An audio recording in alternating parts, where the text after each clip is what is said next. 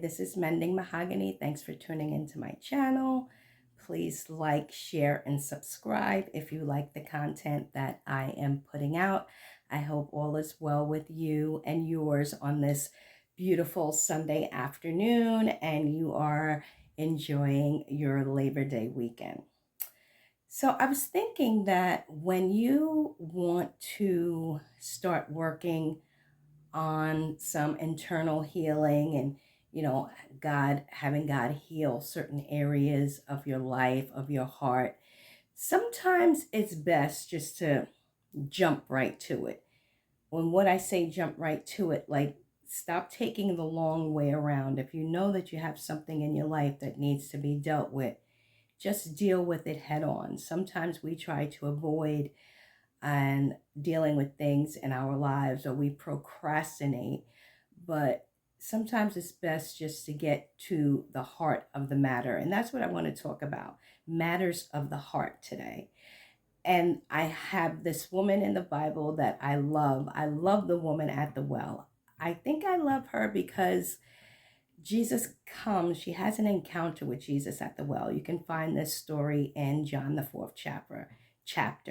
So she's at the well getting water, and it's around noontime. So usually around noontime, you're thinking that's like when the sun is like the hottest, like, when it's hot outside, you may have something to do, but you'll wait till like the sun goes down. But it's very interesting that this woman went at noontime where it was the height of heat, height of sunniness. So she went around noontime, and there was a reason for that. My belief is that she was trying to avoid people. Now you might say, why was she trying to avoid people? Okay, keep listening.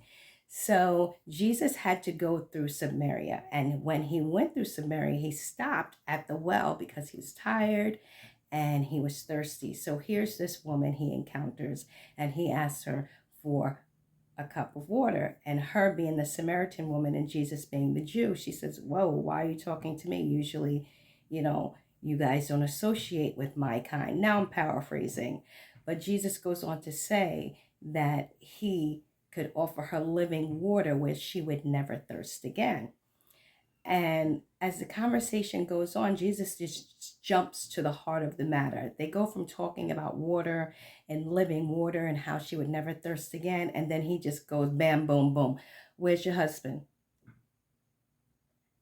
Oh, I don't have a husband. You're right. You've had 5 husbands, and the man that you're living with now is not your husband. You talk about going straight to the heart of the matter. Jesus just hit the target of what was going on in her life.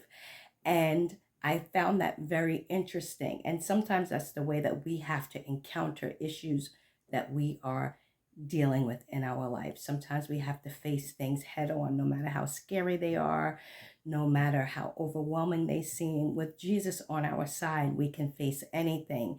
And a lot of times, procrastination is just fear.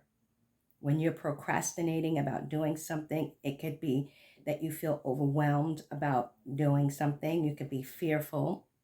You could be lazy. But I find that it's best practice to deal with things head on. And like Jesus just went in, he just went straight in. Where is your husband? And as they begin to talk, she seen that he knew everything about her. And that's what she said when she went into the town. She forgot about why she came. She left her water jug and she went into the town and said, come see a man who told me everything I ever did. Now, I don't know about you, but there are some things that I have done in life that I'm going to go to the grave with, because um, we've all done things that nobody knows about. But you know what? God knows that everything that we've ever done, every mistake, every misstep, everything that we may be ashamed about, everything that we may try to hide, he knows everything that we've done in our lives on this earth from birth until now. And yet he still loves us. And that's what I found so amazing about this woman at the well. Can you imagine the brokenness and the turmoil that her life had been through, having 5 husbands? I mean, 5, that's a whole lot of brokenness. That's a whole lot of soul ties. That's a whole lot of rejection. That's a whole lot of drama. She had 5 husbands, and the man that she was with was not her husband. So you can imagine the things and the healing and the pain that this woman had gone through in her life. And yet, Jesus was still concerned about that. He was still concerned about her. He was so concerned about her that he didn't, walk lightly around the issue. He went straight for the matter of the heart, which was the situation with her husbands, because he knew with that situation, the brokenness and the pain that had to have come from that. And then now, so, okay, she had 5 husbands, and the man she was with was not her husband. So, can you imagine the reputation that this woman might have had in the town?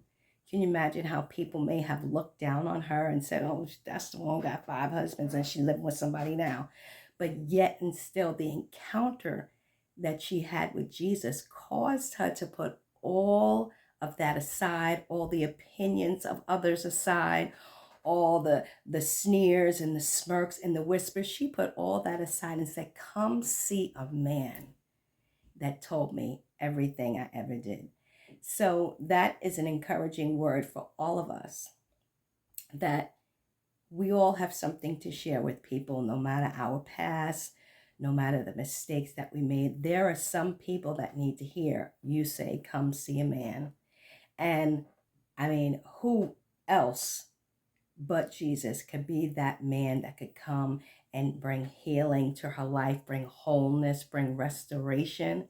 So she is an example to me.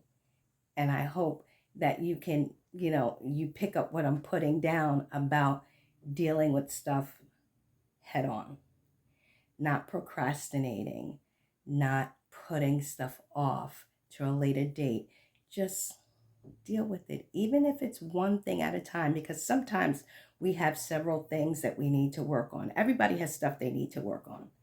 Everybody. I don't care who you are, what you do for a living, where you live, how much money you have in your bank account, what is your social status, what is your standing in the community, what is your profession. We all have stuff.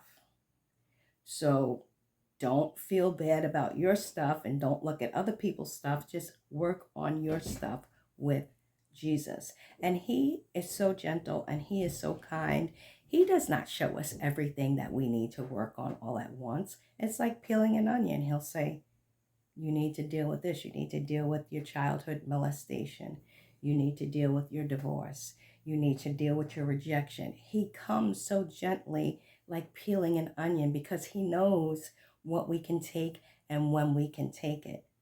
So I encourage you to seek after the man that knows everything you've ever done, in the light and the dark, when you were younger, what you did last night, what you did 6 months ago. He knows everything that you've ever done, and yet he still loves us. So don't let your past mistakes or things that you have gone through keep you in that space where you're just like, I can't deal with this right now. I can't think about my childhood. I can't think about the relationship with my mother. I can't think about the relationship with my ex. I just can't. It's too painful.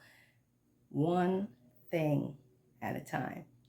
And God will give you the courage to do what it is that you need to do, because it takes courage to work on yourself and bring your hurts and your pains to Jesus, because I've heard this in my life. Oh, that's under the blood of Jesus. Oh, yeah, it may be. Yes, I don't dispute that. It's under the blood, but that doesn't mean there's not consequences and there's not things that come along with sin that we've experienced in our life. That doesn't mean to say that we've gone through things in our younger years, in our childhood, that it's all under the blood. There's some stuff that you got to deal with.